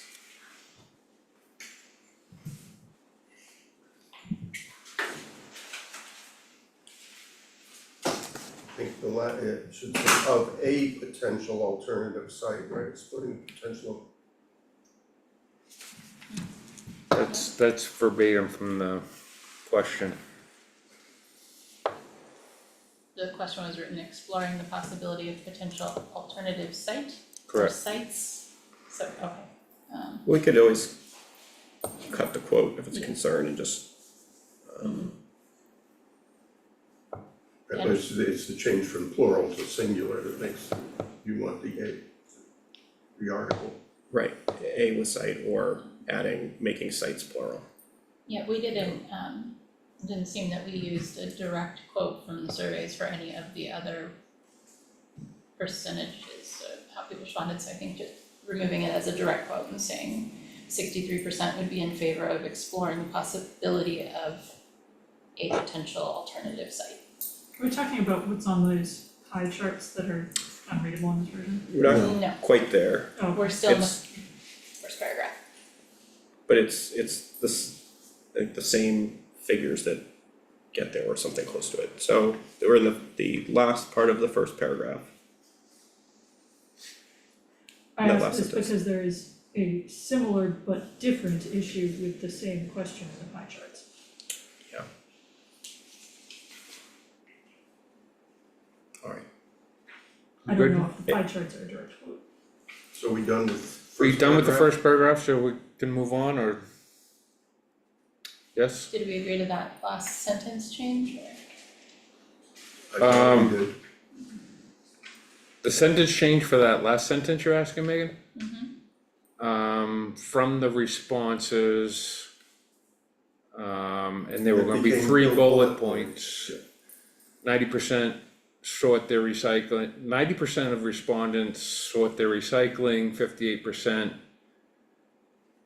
compost their own food scraps at home, and 63% would be in favor of exploring the possibility of a potential alternative site. yeah, so the change to that last one was just removing the 2 quote marks and adding the word A. Mm-hmm.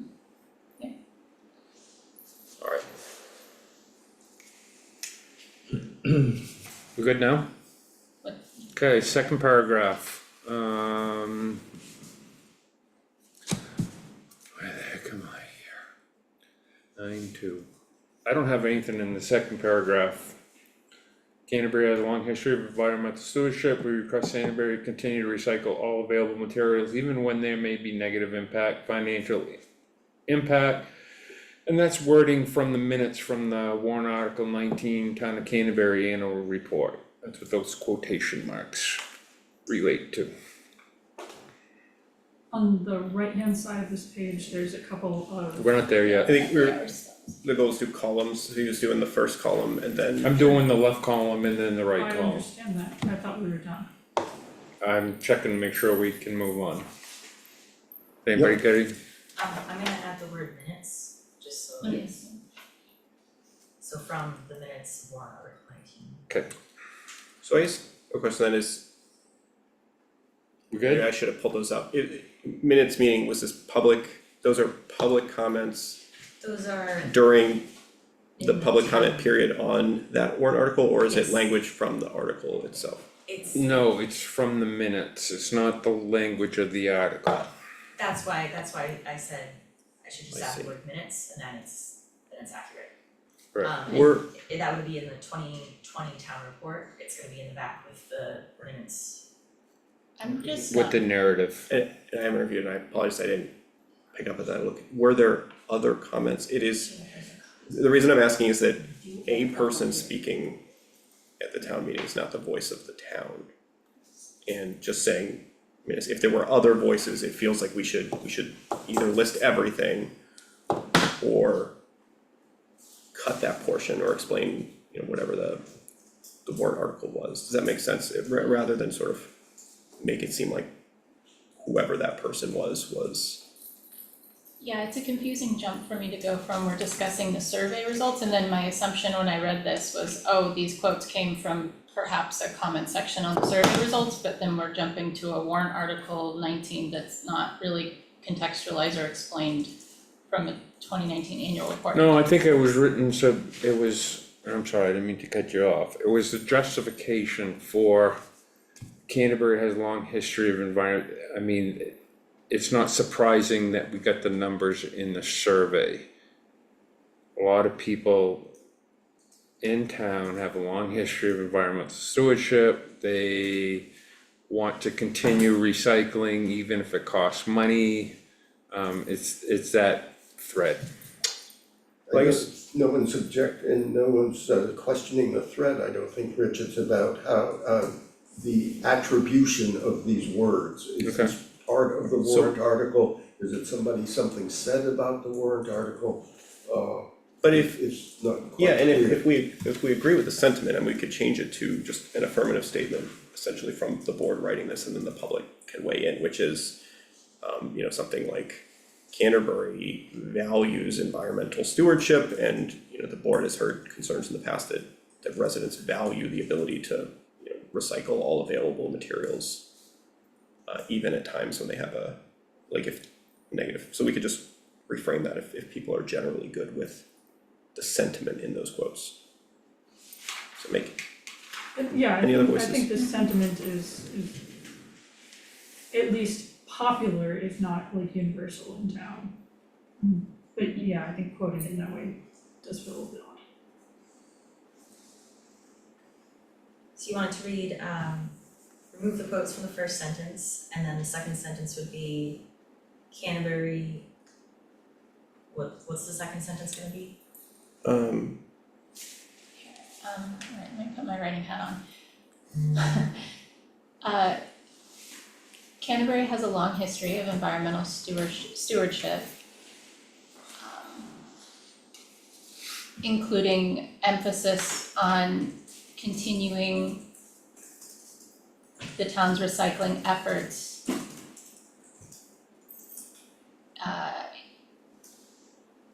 even with negative financial impact. can I, That's my first stab at it. I'll pivot slightly and I'll ask, so the solid waste committee, I imagine you have to have had public input over the course of all of those meetings in the past, and then at some of those, you had public input from people who say, you know, we support the fact that we have like recycling programs and we wanna keep recycling. Is that a true statement? It makes sense, like residents in front of the solid waste committee in the past have expressed support for continued recycling programs in town or something like that. No, we didn't have public attend meetings. Does anyone recall, cause it's been almost, we had these when we had the more generic master plan discussions. Was there something to that effect where, I feel like it would be 'Cause- accurate to say constituents have spoken in support of recycling even when there may be a negative financial. Because this is a quote from a constituent who said that. I don't think it, I'm pretty sure I was at that meeting, I don't think it was an unpopular thing to say. Okay. Yeah, I'm good with that and just sort of tying it to what other people have said. So, I'm good with the way Logan said that, that seemed concise and expressed the sentiment. is that, I was trying, I don't know if I got this exactly, but starting with the we request, replacing we request Canterbury. It's constituents have expressed support for continuing, and then the rest of that to recycle all available materials. Sounds right. Works. And I don't Rebecca? think we need from the minutes And then and just warrant article, we just cut that do one. Cut that out. Cut that last sentence out. Can I offer some corrections on these pie charts? Trying to do that. I mean, I'm not dying for it, but there's some Scratch that itch, typos. Logan. You okay, Cal? You caught up? Yeah, Okay. Alright, so Left, right hand column. top pie chart item, dispose is missing an I, Household missing an E. and household is missing an E. I didn't do any of these graphics, by the way. In the second pie Can- chart, Can we, before we move on from the first one, cause I was looking over at Rich's, mine, the way it has it printed, the 5% is on top of the 10%, but it looks like yours is that also? It is also.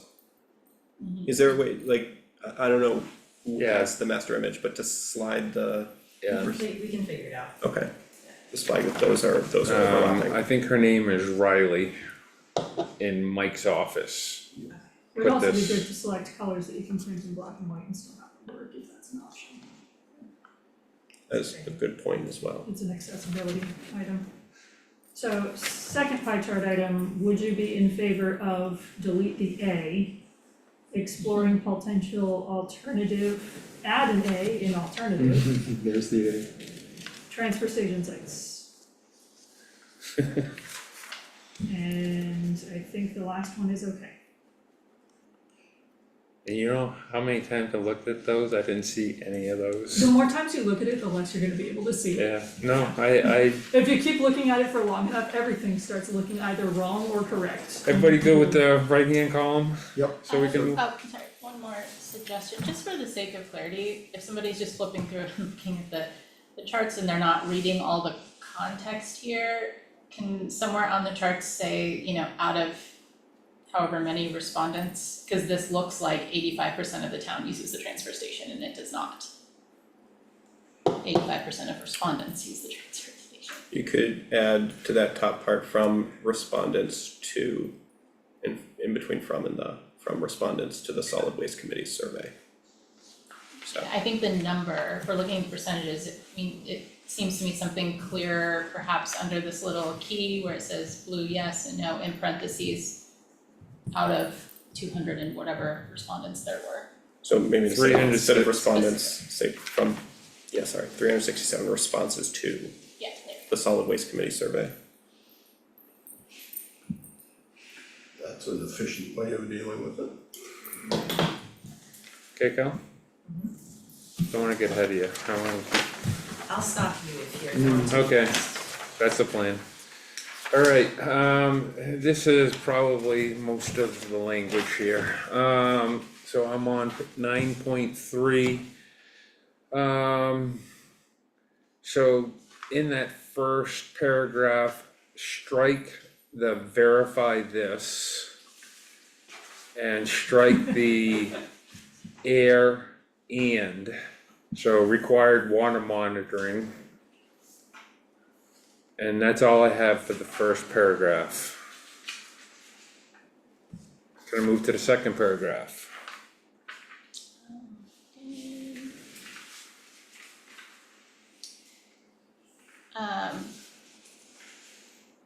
The site is now one of 174 permitted collection, storage and transfer facilities regulated by NHDES pursuant to blah blah blah across the state.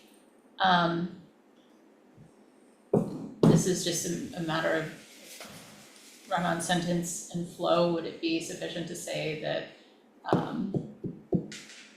the site is now one of 174 permitted collection, storage, and transfer facilities as regulated under RSA 149-M by NHDES? It's just a cleaner, less run-on-y config. And you're striking all across the state. Yeah, I mean, it's implied because it's New Hampshire DES, that's the state of New Hampshire.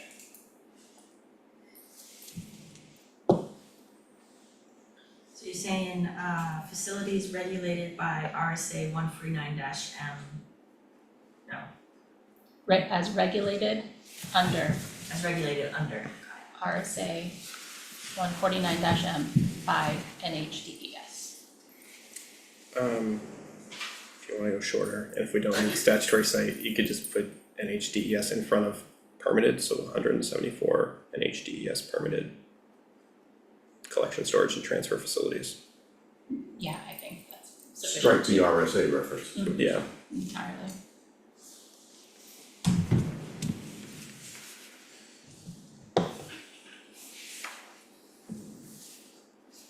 I'm Good. okay with that. alright. Next paragraph. The only addition, the transfer station requires its citizens to sort items they bring to the station to separate waste components, in parentheses, there's a whole list of them. My only edit here is to light styrofoam, so it will be called E, capital P, capital S, EPS, and then open parentheses, a type of light styrofoam. And then close parentheses, I really wanna ask if there's heavy styrofoam, but I don't wanna derail things completely. it's not so much light or heavy, it is less dense and more dense. Relatively light, It's all relatively light, well, relative to what? nature of the beast. So I'm good with EPS, a type of light styrofoam.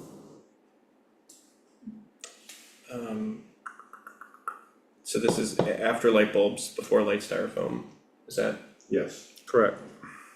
I think my, Wait, I thought it was in place of light styrofoam. No, I'm sorry, so it's in addition to, and it's gonna be after light bulbs, comma, EPS, open parentheses, a type, You can't put a parenthesis in the parenthesis. no, we could do an N dash, probably. a type of light styrofoam, close parentheses, comma, bulky furniture and mattresses, and scrap metals, and it's just listing everything that is collected up there. In programming, you can do multiple parentheses. They look different, well, sometimes. But I don't think it's probably appropriate for this document. But, yeah, It doesn't matter, I can do whatever. would a dash work, Logan? In terms, cause then you have it all within one comma without, Yeah, I think you could put an M dash inside of parentheses, and just multiple layers of parens are pretty rare, so, both for reading ease and, Can you use a colon inside parentheses? I'm sure you can, but it wouldn't be appropriate here. We digress. we're just You can, trying Third to, paragraph. Yeah. Trying to keep you guys on track here. Herding cats, man. Canterbury is a pay as you throw, or PAYT, that's the acronym, community. And insert, the transfer station manager performs periodic bag checks. Strike as methods for insert the word to and change increasing to increase. Participation in, strike the word A and insert the town's mandatory recycling ordinance. So I'll read it back. Canterbury is a pay-as-you-throw community, and the transfer station manager performs periodic bag checks to increase participation in the town's mandatory recycling ordinance. That's my proposed change. Does he really do that? I've never seen it, but that's He's told us many times, yeah, interesting. What are bag checks? where he rips open a bag that goes in the hopper, and he'll rip it open and, To ensure that, He's checking your trash to make sure you didn't throw away. especially if there's recycling. yeah, that's So- not clear to me. So- Because recycling And is how Well- does that increase participation in recycling ordinance? That doesn't, that ensures that people Maybe are there should be. accurately recycling, but it doesn't increase participation. They're not participating, he's taking trash out of their bags, he's participating.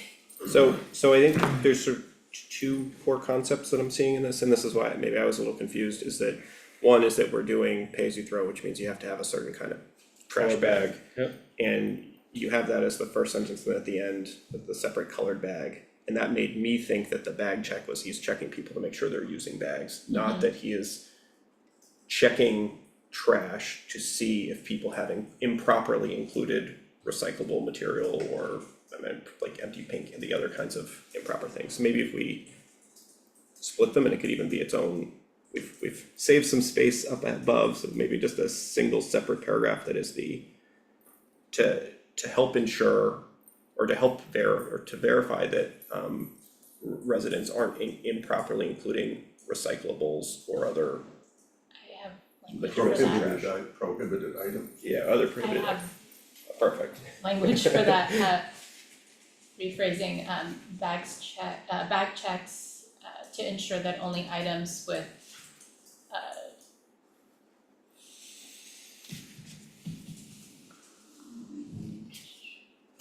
so something along the lines of to ensure that, recycling material is, Ensure compliance with the regulations. I would say that people haven't included recyclables or prohibited items in the pay-as-you-throw trash bags. I think it's good to mention prohibited items Yeah. because that's where the big problem is. wait, so are the bag checks to check for prohibited items or to check for recycling that didn't go into the recycling? I'm confused. You don't use the dump, do you? I do, Yeah, Probably both, but no one's right, checked Rich? my Well, bags. Because the dump's It's- different than seeing him tear open a bag. The idea is to check for recyclables, Not for prohibited. Prohibited item. not for prohibitive items. So he may That's- incidentally see, but not the goal. Correct. Okay. Because it's counterintuitive, cause if people are putting recyclables in these green bags, that they're paying money to deposit their trash in, that volume is being taken up by something that they should be removing anyways. It's to enforce the compliance with the recycling ordinance.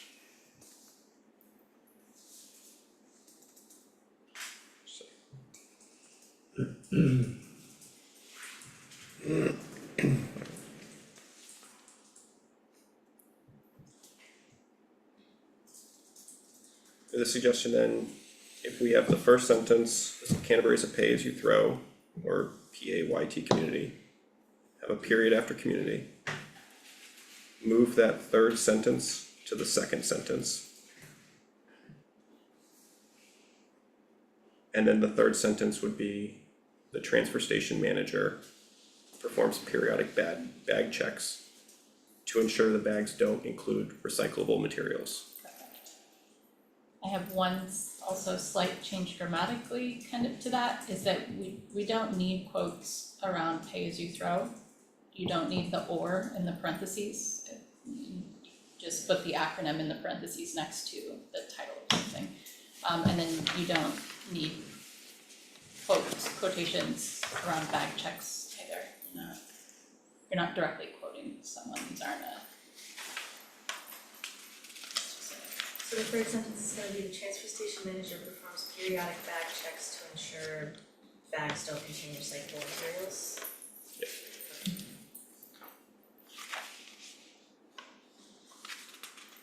Are we okay with And- removing the superfluous Yeah, quotes? I have no problem removing the And then quotes. removing the or in front of the PAYT. Cap, I mean, did you get could- that? Yep, I got Oh, those. you got it. Does, cause we could cut PAYT if it doesn't show up elsewhere, Correct. which I don't. It's an acronym, it's in the state document, it's in solid waste language, it's used. But if it's not used in the text, you wouldn't need to show the acronym. I just meant that, like, if you used it multiple times throughout, I think it's great Yeah. to have it so people who aren't familiar know what it means, Okay. but. Alright. So I think the last one was cut or PAYT. A separate colored bag is separate to what you want there? I feel like you might want specific. I don't understand that sentence. I think, well, I don't know that it necessarily needs to be changed, when I was kind of teasing it through my head is a colored bag is required, comma, and these bags are available for purchase at the transfer station, town office in Shaw's and Concord, which sort of, Yeah, I think they're two separate Yeah, we're sentences. taking, deleting the word separate. I would be good with deleting the word separate, and you could have, to Rich's point, a colored bag is required, period. These bags are available for purchase at the transfer station, town office, and Shaw's in Concord. I'm good with that.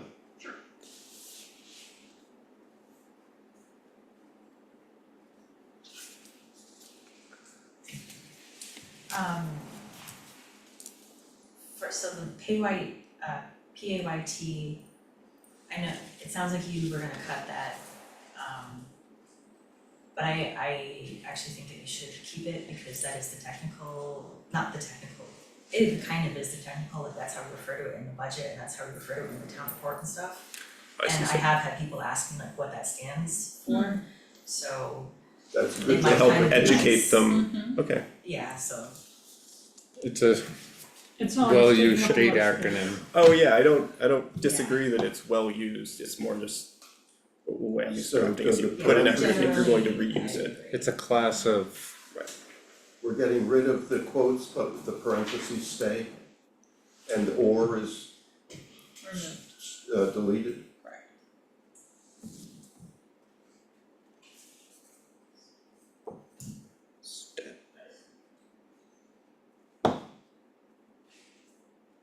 good, Cal? Anything else on that paragraph? Nope. Jumping down to the treasure house. The treasure house is a longtime staple in Canterbury. Its purpose is to divert unwanted, previously used items from being disposed of in the waste stream, at least temporarily. The house is limited in space and a strict item acceptance policy insert and a colored sticker system ensures an item's tenure, put 3 months, and reused capabilities. There's a lot there. 2, 3, 4. So I have it on 9.3, fourth. So it's after a strict item acceptance policy, and you're adding the words and colored sticker? Correct.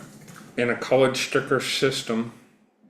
In other words, How what about they, a date tracking system or just something, a what?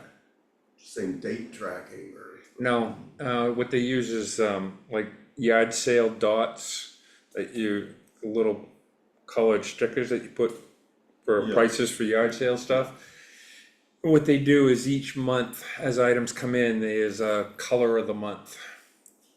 And they rotate them, the color every 3 months. So that they know what color, like today is July, so August, September, October, they can get rid of the red dots that they used in July. So, and colored sticker system ensures an item's tenure This is- and reuse capabilities is. What does this- reuse capabilities mean here? Yeah, I have this is some Repurpose. how long it stays at the treasure house, Correct. right? But like, what does that have to do with the colored stickers? How That's long how it they stays track in the treasure house. That's the method they use The method to to rotate things. ensure the item doesn't stay there too long, but it's, Again, what does this have to do with reuse capabilities? Right, that, those words aren't appropriate. I have in some that sentence. proposed Can changes the, to can the this. peanut gallery weigh in Um, when you have a, when I, cause I did have a comment on this one. yeah, by all means. It just seemed that, tenure and reuse capabilities seemed unnecessarily confusing. Most people would understand, my proposal was treasure house is limited in space, so a posted policy defines what can be accepted. The goal is to display items that will be quickly picked up and reused. And not go into the particulars of how it's done. they are picked up and used, because anybody reading this doesn't really care about the sticker system as much as they care, oh, I can go pick up stuff and it's gonna be quick. I like what she said, Mhm. let's do that. Could you read that again, Zach? Yes, the treasure house is limited in space, so a posted policy defines what can be accepted. The goal Thank you is for to giving us display items that will quickly be picked up and reused.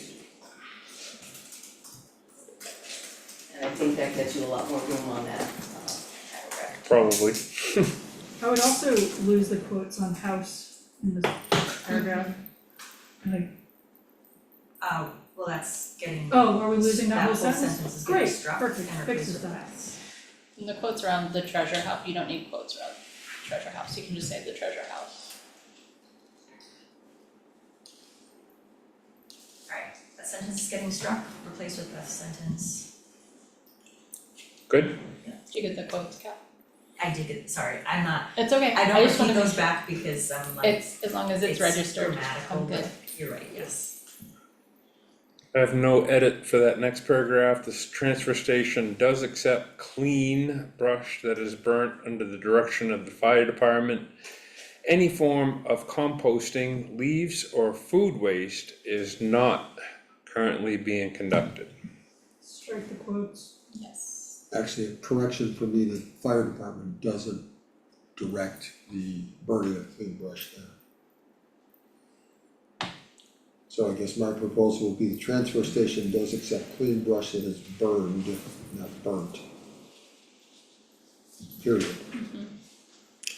Does the transfer station have to get a permit or have anything checked No, by the, okay. so a permit probably, it depends on what time of the year it is.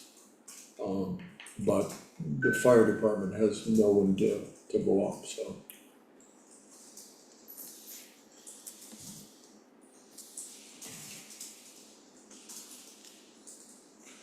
So they're just burning things unsupervised. No, they, other than a couple years ago, when they did have one fire that got away from them. How about composting? I don't think you need any form of, just composting is not currently being conducted. Right, And you so don't need strike any form of. And you don't need, not all capitalized, just, So say no composting, leaves or food waste is currently being conducted. I would just say composting of remove the parentheses. Composting of leaves or food waste is not currently being conducted.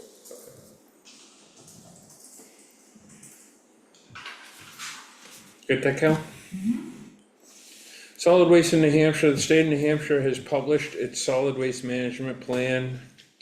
That's the date it was accepted. It set waste reduction goals for 25% by 2030, 45% by 2050.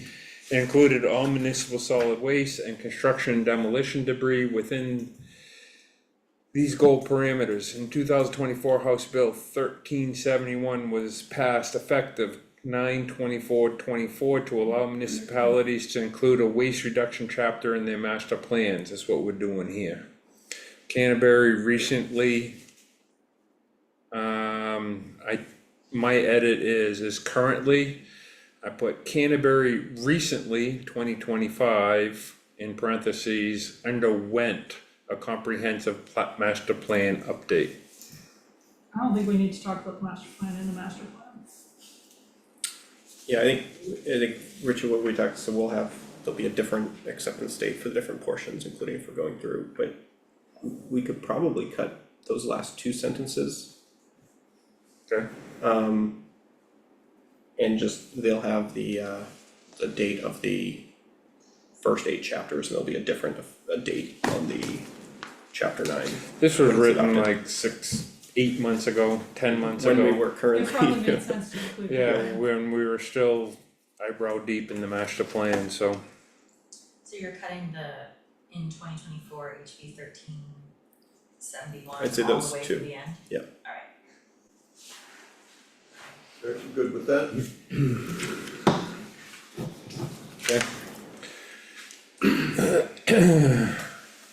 The importance of recycling and waste disposal, I have no changes in this paragraph. Somebody had, I think it was Josh, asked about NRRA. That is, and I don't know if we want, if we spell it out, NRRA is the Northeast Resource Recovery Association. They are very important to the transfer station. They're a nonprofit. The town pays dues to be part of this program, the association. They support municipal recycling programs, and they provide marketing and brokerage services for our recyclables. It's how we use them to help us locate vendors to buy our cardboard and our mixed paper and our aluminum. I don't think we need to say all of that, but we should spell it No. out. How about a footnote?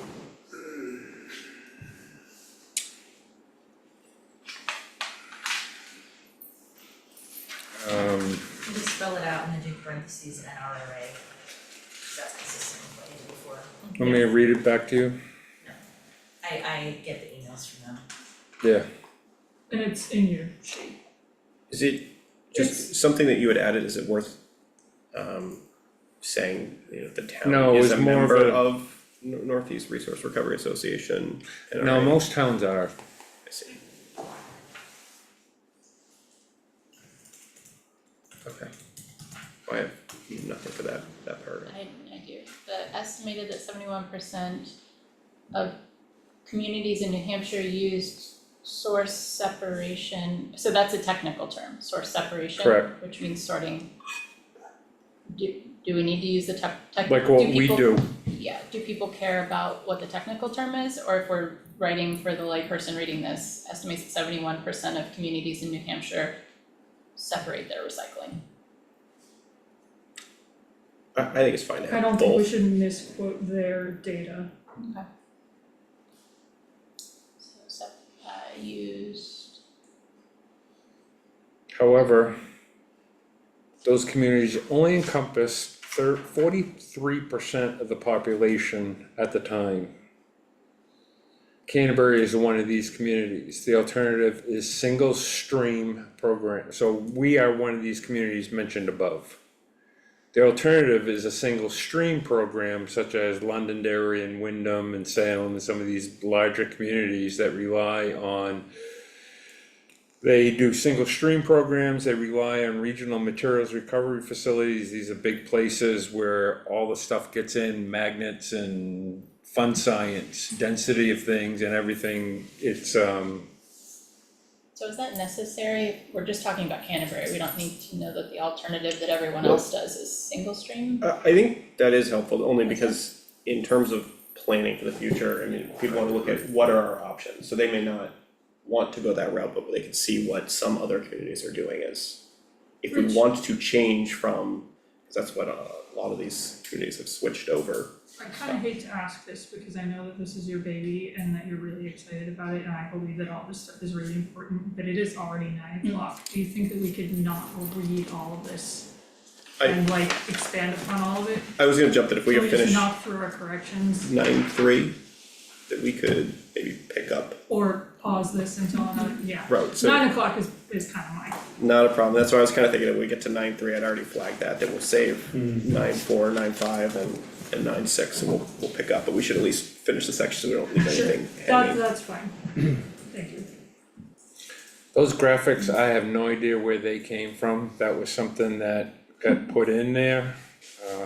They don't make any sense really, they're No. just the inverse of each other, so. Yeah, My only last change is for consistency in that last paragraph. If we're using, communities in New Hampshire used source separation, that's a technical term. We didn't capitalize that, we didn't put that in quotations. Then when we said the alternative is single stream, we put that in quotes and then capitalized just the first word, so just be consistent and just take the quotes out and lowercase s on the single. I see.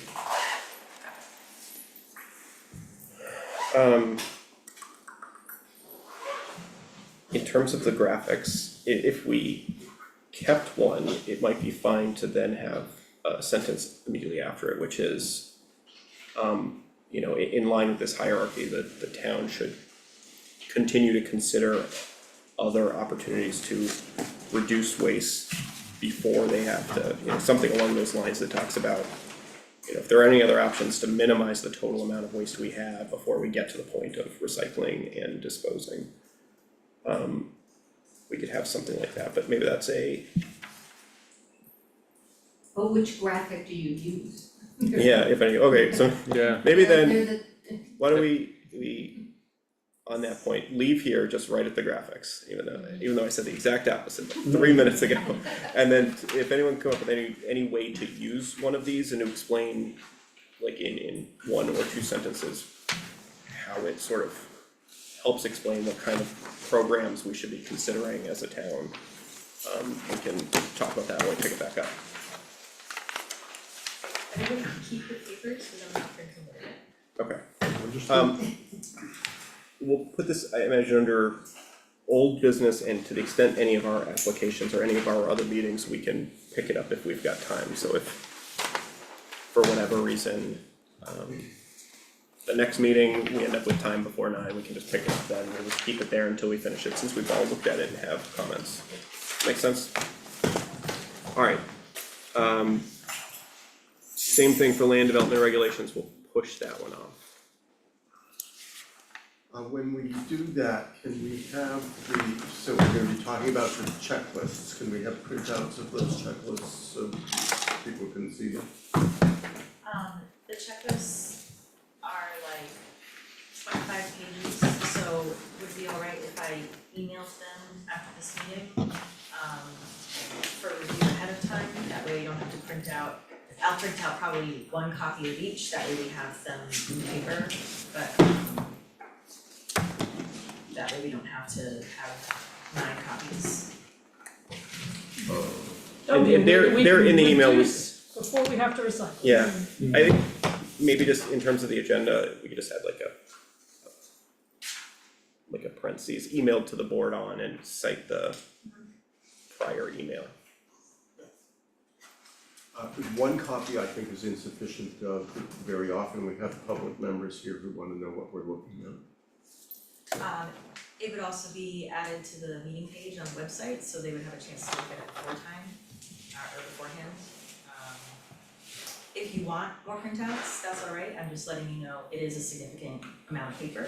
So is it currently on the website? And I didn't look for this meeting, for I don't this. think it's on the website. Okay, so maybe just we'll plan to add it for the next meeting, and then we can refer people to that meeting in the future, it'll stay there.